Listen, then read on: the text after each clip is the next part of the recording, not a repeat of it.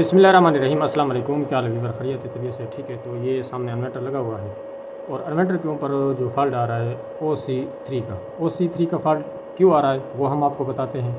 जब भी हम इसके ऊपर कोई चीज़ चलाते हैं तो फिर ये OC3 का फॉल्ट जो है ना इन्वर्टर के ऊपर आ जाता है। बकाया सब चीज़ें इसके ऊपर चल रही हैं। तो अभी जो है हम आपको दिखा रहे हैं, इसकी सेटिंग करेंगे। सेटिंग करके फिर आपको दिखाएंगे फ़ॉल्ट आता है या नहीं आता। तो फ़ॉल्ट की वजूहात जो है ना, इसके ऊपर जो चीज़ चलाते हैं तो इसके अंदर OC3 का फ़ॉल्ट आता है और फ़ॉल्ट निकालने का तरीका वो हम आपको बताएंगे। साथ ही साथ अगर आप न्यू हैं मेरे चैनल के ऊपर तो मेरे चैनल को सब्सक्राइब ज़रूर करें। अभी जो है हम इनके वोल्ट चेक करते हैं, वोल्ट ऊपर से कितने आ रहे हैं। ऊपर से वोल्ट जो है ना वो आ रहे हैं 292.8 वोल्ट आ रहे हैं। उसके बाद हमने आगे देखने, आगे अभी कोई चीज़ की लोड नहीं है, देखें 0 0 है सब चीज़। फॉल्ट जो है ना वो ख़त्म करने का तरीका हम आपको साथ ही साथ बताएंगे। तो हम इसका वोल्ट पहले बराबर कर लें। अब जो है ना ये देखें फॉल्ट इसने छोड़ दिया, क्योंकि लाल बटन को दबाया है तो ये फॉल्ट छोड़ दिया। अब जैसे चलाएंगे, फ्रिज आगे चल रहा है, फ्रिज की वजह से जो है ना ये कर रहा है। जो फ्रिज इसके ऊपर लगाते हैं तो फिर ये फॉल्ट देता है। बकाया इसके ऊपर वॉशिंग मशीन, पंखे, जितना लोड आगे चल रहा है वो चला रहा है। अभी जाएंगे हम इसके सेटिंग में। सब तो पहले प्रोग्राम हम दबाएंगे। ये प्रोग्राम आ गया तो यहाँ पे हमने करना है पी के अंदर आके हमने डेटा एंटर करना है। डेटा के बाद हमने इसको कोड लगाना है 40721। ये कोड लग चुका है तो हम चले गए हैं PE00।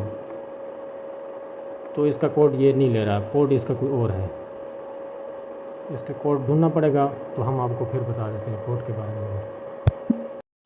इस इन्वर्टर का जो कोड है वो हम आपको बताते हैं। तो अभी पहले 40721 देते हैं तो वो ये नहीं लेता इन्वर्टर। सामने देखें 40721 इसको देते हैं तो वो नहीं लेता। अब जो है ना इसने कोड लिया है 00011। ये हो गया हमारा 00011। तो यहाँ पे हमने डेटा एंटर करना है तो ये इसका अपना ग्रुप जो है ना वो खुल गया। इसके बाद हमने देखना है इसके किलोवाट, कितने किलोवाट पे ये एडजस्ट है।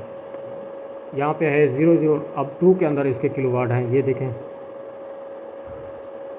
3 आ रहा है। हम इसको 4 करेंगे।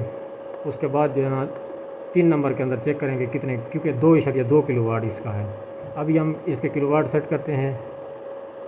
2 को यहाँ पे हमने 3 कर दिया तो आगे हमने इसको 4 किलोवाट बना दिए हैं, लेकिन हमने बनाना 5.5 है। तो फिर दोबारा हम 2 के अंदर आ जाएंगे, PE02 डेटा एंटर करेंगे। डेटा के बाद हमने करना है 5। जैसे 5 करेंगे PE03 के अंदर जाके ये 5.5 किलोवाट इन्वर्टर इस वक्त हो चुका है। तो इंशाल्लाह अब हम चलाएंगे, इसको चला के हम आपको दिखाएंगे। बकाया सेटिंग जो है आप देख सकते हैं 4 वाले ऑप्शन में 220 है। 220 के बाद हार्ट जो है ना इसकी 20 पे है, लेकिन ऑलरेडी हम 50 पे रखते हैं। तो इंशाल्लाह ये वीडियो मेरी आपको पसंद आएगी। आपने लाइक, कमेंट, शेयर ज़रूर करना है। तो अभी इन्वर्टर को हम चलाएंगे, चला के फिर आपको दिखा देंगे फॉल्ट आता है या नहीं आता। इन्वर्टर जो इस वक्त हमारा चल चुका है। हाँ, फुल स्पीड में आ गया। यो कर जो हमने पूरी वीडियो बनाई है, वीडियो बना के हमने आपको दिखाई है, लेकिन वो फॉल्ट नहीं जा रहा। क्यों नहीं जा रहा? क्योंकि ये अब हम फ्रिज को चला रहे हैं साथ ही साथ। तो अब ऑप्शन क्या देगा, 2-3 पे जाके OC यानी कि आगे जो है ना फॉल्ट दे रहा है, OC1 का फॉल्ट दे रहा है। उस ऑप्शन से भी ख़त्म नहीं होता। आप चाहे जितना मर्ज़ी कर लो, जब तक आगे वाली चीज़ को सेट नहीं करेंगे तो ये फॉल्ट कभी भी ख़त्म नहीं होगा। ठीक है, तो उम्मीद करता हूँ इंशाल्लाह आपको समझ आ गई होगी कि ये फॉल्ट क्यों ख़त्म नहीं होता। जो OC3 का था वो हमने किलोवाट बढ़ा दिए हैं, चलो वो खैर ठीक हो गया। उसके बाद OC1 का फॉल्ट जो है ना ये आगे का है, वहाँ हम चेक करते हैं बोर्ड के अंदर मसला है या फ्रिज के अंदर कोई शॉर्ट सर्किट है। ठीक है, अल्लाह हाफ़िज़। फ्रिज का स्विच कट गया।